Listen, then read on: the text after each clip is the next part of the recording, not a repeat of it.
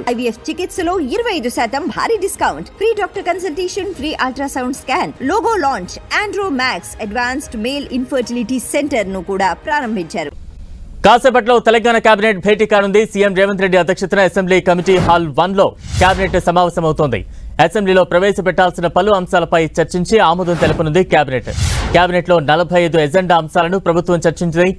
Skill university, ration కార్డులు, job calendar, రైతు భరోసాతో పాటు లీగల్ డిపార్ట్మెంట్లో పలు పేర్ల మార్పులపై ఆమోదం తెలపనుంది కేబినెట్.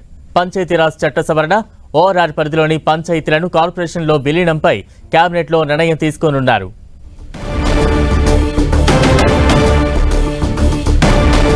ఇక కేబినెట్ భేటీకి సంబంధించి మరింత అప్డేట్స్ అందించేందుకు మా ప్రతినిధి కొండల్ సిద్ధంగా ఉన్నారు. కొండల్,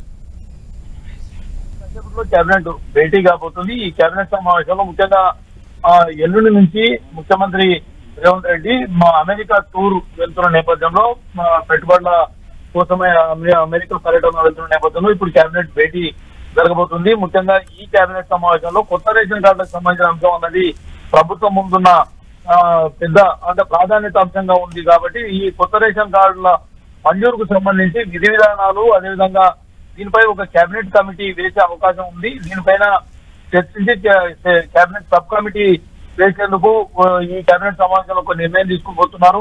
దీంతో పాటు ఇప్పుడు జిహెచ్ఎంసీ గ్రేటర్ హైదరాబాద్ పరిధిని పెంచుతూ ఔటర్ రింగ్ రోడ్ కూడా హైదరాబాద్ పరిధిలోకి తీసుకురావాలని చెప్పి ప్రభుత్వం ఎప్పటికీ నిర్ణయం తీసుకున్న నేపథ్యంలో ఈ నేపథ్యంలో 40 గ్రామ పంచాయతీలు జిహెచ్ఎంసీలో విలీనం కాబోతున్నాయి. దీనికి సంబంధించిన అంశం కూడా ఈ కేబినెట్ లో చర్చించి ఒక నిర్ణయం తీసుకోబోతున్నారు.